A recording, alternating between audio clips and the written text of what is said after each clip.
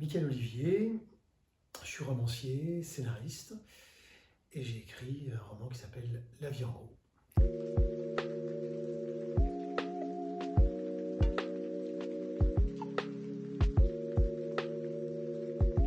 La vie en gros, c'est un roman autobiographique qui parle d'un adolescent qui est gros, voilà, parce qu'il aime manger, mais il aime aussi cuisiner, donc il a un rapport à la nourriture compliqué mais en même temps assez généreux. Et il se trouve qu'il tombe amoureux d'une fille qui s'appelle Claire.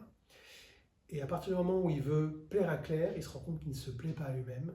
Et son problème de poids, dont beaucoup d'adultes lui parlent régulièrement en disant qu'il serait bien de perdre du poids, devient un problème pour lui. Et il essaye de perdre du poids pour séduire Claire. C'est le départ de cette histoire.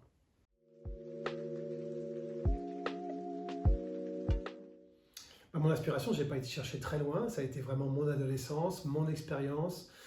Mon adolescence en tant que gros, c'est-à-dire qu'en tant qu'adolescent différent des autres. La difficulté d'être différent des autres, de subir les moqueries des gens qui stigmatisent votre poids, qui vous disent voilà, j'étais le gros de la classe.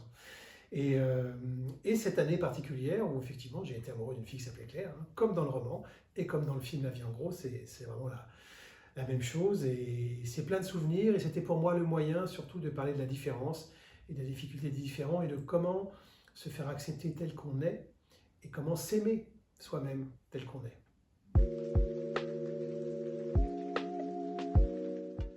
Alors oui, dans mon quotidien, la nourriture était très importante, la cuisine est devenue très importante plus je grandissais, je me suis tout de suite mis à cuisiner. J'avais l'exemple de mon père qui cuisinait beaucoup à la maison. Et la musique aussi, mais pas la même musique que Benjamin dans le film. Le film est vraiment un film presque musical. Benjamin fait partie d'un groupe, il chante et j'ai adoré ça dans le film. Moi, je faisais beaucoup de musique, mais c'était de la musique classique. J'étais au conservatoire, j'étais en horaire aménagé musical. Donc beaucoup de musique, du piano, du solfège, de la chorale, assez loin de ce que fait Benjamin, mais beaucoup de musique et beaucoup de cuisine. Benjamin, dans mon roman, et je peux même dire dans le film, même si dans le film il n'a pas mon apparence physique parce que c'est une marionnette, que c'est du stop motion, que c'est de l'animation, mais Benjamin me ressemble beaucoup. Voilà, ma source d'inspiration pour Benjamin, c'est moi. C'est pas exactement mon histoire, mais mon histoire et qui j'étais, ma personnalité, mes goûts, mes dégoûts, mes peines et mes joies ont beaucoup nourri mon personnage Benjamin.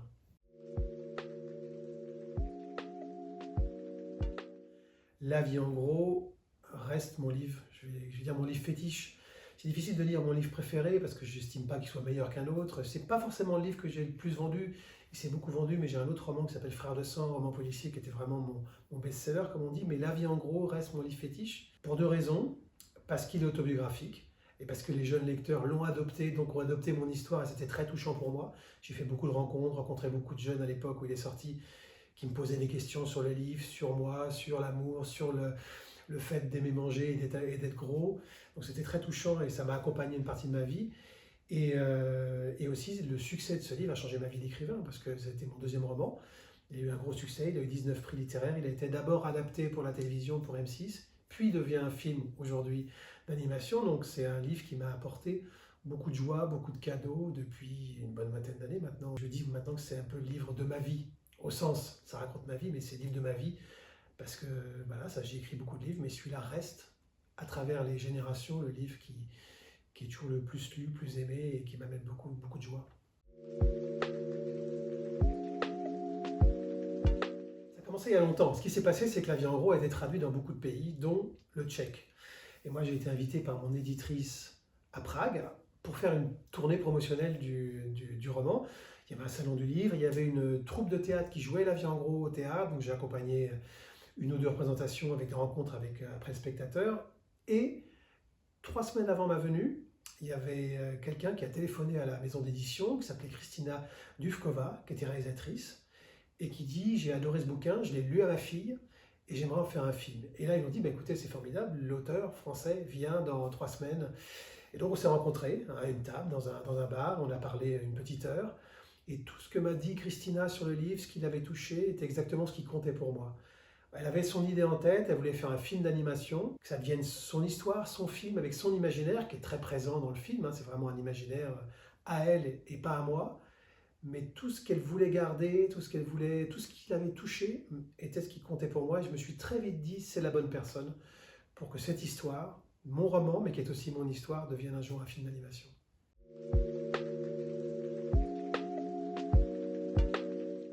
c'était très clair dès le départ que je ne travaillerais pas sur le film. Moi, je suis scénariste, hein, j'ai écrit beaucoup de films pour la télévision, je travaille pour le cinéma, j'ai adapté plusieurs fois mes romans pour des téléfilms, mais là, ça devait être le film de Christina, son univers.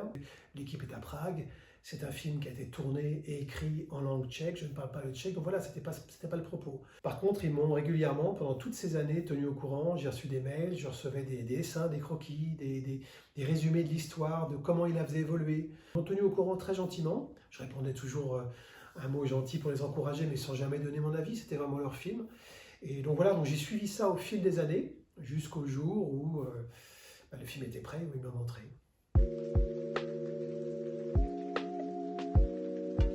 Christina, je l'ai rencontrée il y a 13 ans. Bon, ça fait longtemps, hein. Alors, elle n'a pas mis 13 ans à faire le film, elle a fait d'autres choses pendant ce temps-là. La fabrication elle-même a duré 5 ans.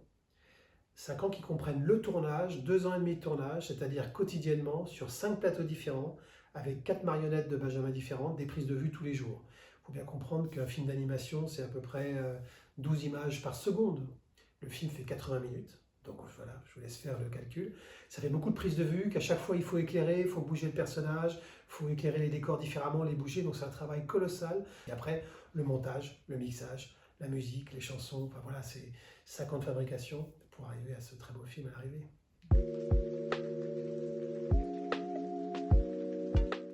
C'est vraiment ce qu'on appelle une adaptation libre, hein. Christina a pris la matière de mon roman pour en faire son film, donc il y a de grosses évolutions. Moi, je m'y retrouve totalement, c'est-à-dire j'y retrouve l'esprit que j'ai voulu mettre dans le roman, l'humour, les moments tendres, le message, ce que dit cette histoire, je retrouve totalement, donc j'adhère totalement au film, malgré, et avec en fait, presque peut-être grâce, enfin voilà, aux différences, hein. Un roman, c'est pas un film. Moi, je pense que pour bien adapter un roman, il faut savoir bien le trahir, bien le faire évoluer, et Christine l'a très bien fait, donc il y a des vraies différences. La base est la même, hein. Benjamin est au collège, il est gros, il est bon vivant, il a des amis, il tombe amoureux d'une fille et tout à coup, son problème de poids devient un problème. Ça, c'est la même chose. Mais après, il vit seul avec sa mère, comme dans mon roman, mais sa mère, là, est vétérinaire. Il y a plein d'animaux autour, très drôle. Moi, il n'y avait pas ça dans ma vie, ni dans mon roman. Benjamin chante dans un groupe. Moi, j'avais pas ça non plus. Donc voilà, c'est la même trame, le même fond d'histoire, mais avec plein d'évolutions. Et puis ça se passe dans un pays qui n'est pas la France, et ça se sent aussi, il y a une couleur, plus de l'Est, qui est très belle. Donc voilà, des vraies différences, mais le fond et ce qui compte pour moi est la même chose.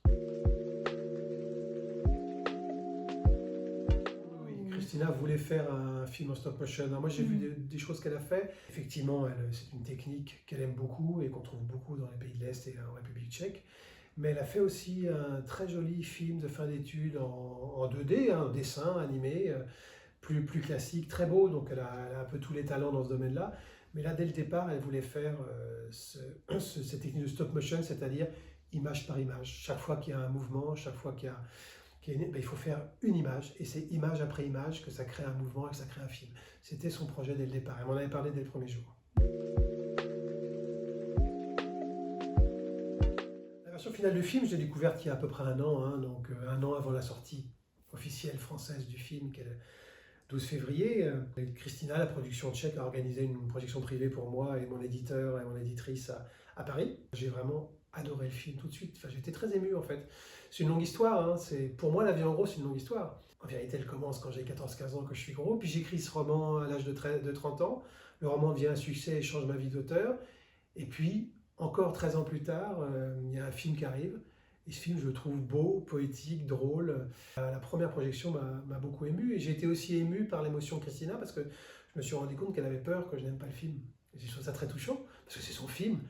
Elle en a acheté les droits, hein, de le faire. Elle a travaillé des années dessus, mais elle m'a dit après, elle m'a avoué que si je n'avais pas aimé le film, elle aurait été vraiment très triste parce que elle savait que c'était mon histoire. Enfin, elle avait envie que j'aime ce film. Et ça tombe bien, je l'adore.